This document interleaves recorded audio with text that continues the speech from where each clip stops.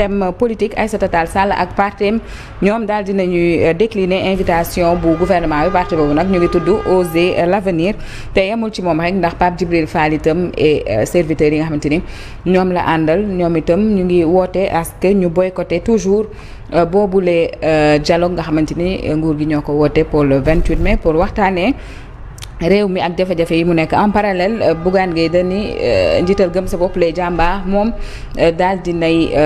teg ay conditions concernant li nga xamante ni moom moo di dialogue boobu Babacar Justin Mbengue ngi yëkkati ci ay kàddu mu viral bu baax a baax ci réseaux sociaux yi mën nañ ko xool. Gëm sa bopp les Jambar conditionne sa participation au dialogue national de ce 28 mai à l'intégration dans les termes de référence de préoccupations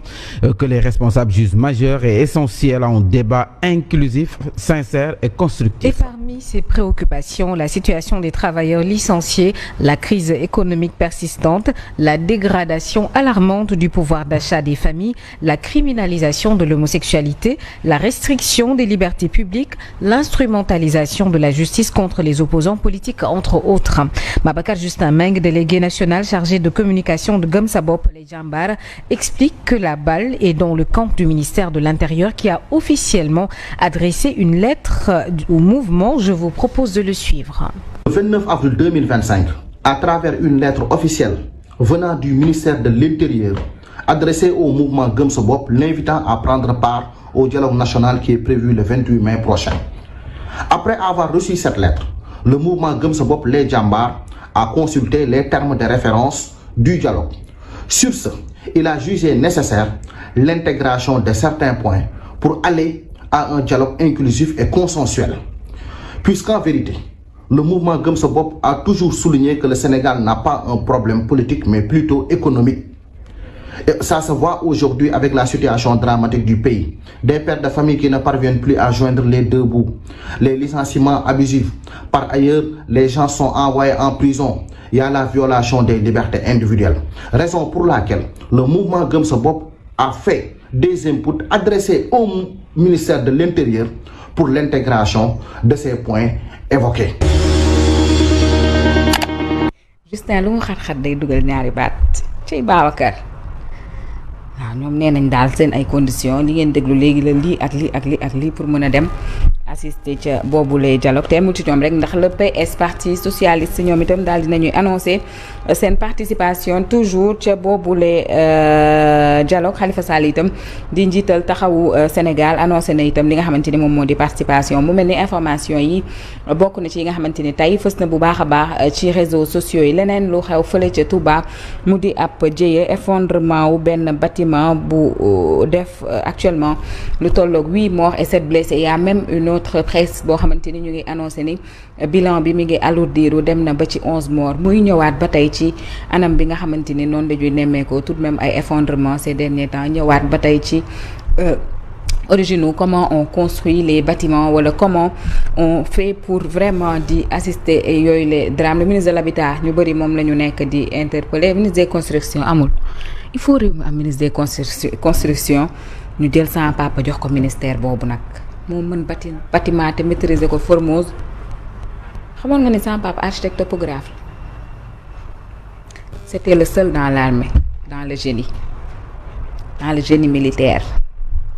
Oui, il faut ñu créer ministère de la construction de loolu ñu jox ko sama papa mu doxal ko. C'est important. On va regarder les images yi nga xamante ni ñoo tukkee ca boobule effondrement bu ñu ñëwee ñu déglu témoignage yi nga xamante ni ñi fekkee moom la ñu ci def.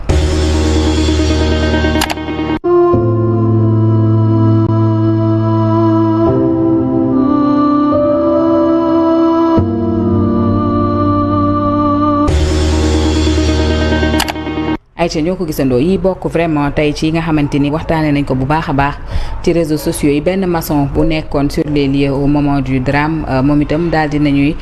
expliquer un peu le pourquoi du comment mën nañ ko xool. maçon affaire yi nu mu demee. bon affaire yi bi mu commencé daanu ma si kaw la ma fekk. man troisième étage. foofu la ma fekkoon bi ma di foofu la ma fekkoon si kaw safo dama di affaire commencé daanu bi commencé daanu si laa ko wàcc ma xool sama gars yi parce que ñun 4 personnes ñun si Dakar lañ jógee ñëw fii man ak sama patron ak ñaari manébar waaw benn manébar génn na mais ñaari moo des si biir mooy sama patron ak benn manébar ñoo des si biir. ñaata ngeen nekkoon ci biir. parce que fii nii par état par groupe la quoi waaw am na yu nekk si façade am na nekk premier am na nekk deuxième am na nekk troisième ñu ne si troisième. Voilà ñoo ko gisandoo les gens ne comprennent vraiment pas comment on fait pour di assister à autant d'effondrement en si peu de temps. Préfet bi nga xamante ni moo nekk fële ca Touba itam daal dinay activer li nga xamante ni moom moo di la justice. Pulse News qui nous dit en parallèle que le policier benn policier la ñu daal di blessé fële ca Pikine mbër moomu la di Ama Baldé jamono ji ñu ngi koy wër bu baax a baax li ko waral nag mooy moomu la di Ama dafa am kenn ku ñuy woowee Julo nekk novembre koo xamante ni dañ ko cité dans une agression gannaaw benn plainte benn victime bu wax ni kooku dafa yóbbu chaînam ak saagam naka noonu nag la police di dox ba dugg biir kër Ama Baldé fekk moomu la di Julo di tox yamba selon toujours les informations naka noonu nag lañ ko gàddoo bëgg ko yóbbu Ama Baldé ak magam boobule di kii Baldé keneen ki Baldé est-ce xam nga lu ma la wax nu mu tuddati dimbali leen ma Paate Baldé Ama Baldé ak Paate Baldé ca la ñu bañee lànk ne kooku le di Julo du génn kër gi naka noonu nag la ñu daal di xeex ba ñu gaañ ki nga xamante ni moom moo di policier bi moo waral actuellement Ama police mi ngi koy wër pour xew-xew yi nga xamante ni moo amoon këram bi la info itam ñu ngi koy commenter bu baax a baax ba tey ci plateforme digitale yi cour de justice Mansour Faye daal dinañu koy convoqué tey ci lundi bi on dit aussi en parallèle que sa petite sœur Marième Faye Sall daal dinay pare pour cautionner 2 milliards daal di dégainer ab chèque XXL pour sauver Mansour Faye loolee nag point actu moo ko daal di xamle site internet yu bëri daal di koy reprendre week-end bi gis nañu témoignage yu benn jeune fille boo xamante ni dafa wax à visage couvert muy ñeel interdiction du voile ñoom jàpp nañ ne seen identité dañ ko piétiner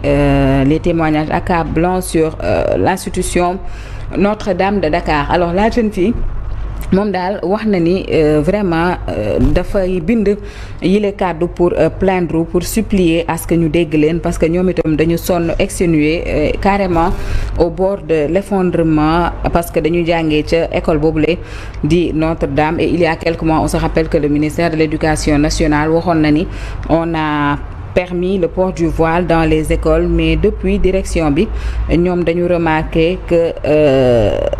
saa yu ñu solee seen ay voile dañu leen ciy indil problème dañ leen ciy teg métit dañ leen ciy teg naxar limite dañ leen di stigmatiser moo waral la jeune fille a été vraiment très angoissée daal di wax à cœur ouvert pour sàkku à ce que seen autorité de tutelle yi ñu dimbali leen ba respecter li ñu ne mën nañu sol seeni voile ca yooyu les écoles institution Notre-Dame nag la xale bi wax di jàngee on espère que du dal ci nopp ku tax parce qu'il faut dire que di jàng dafa metti ñuy stigmatiser sa muuraay gënati ko metti et quand la direction s'y met c'est encore plus grave on espère vraiment que ñi nga xamante ni ñoo yor wàllu woowu danañu ci def ay jéego leneen loo xamante ni itam assisté nañ ko toujours ci week-end bi mu di benn xale boo xamante ni da doon lab ñu sauvé ko de justesse vidéo yi inondé réseaux sociaux yi nañ ko xool.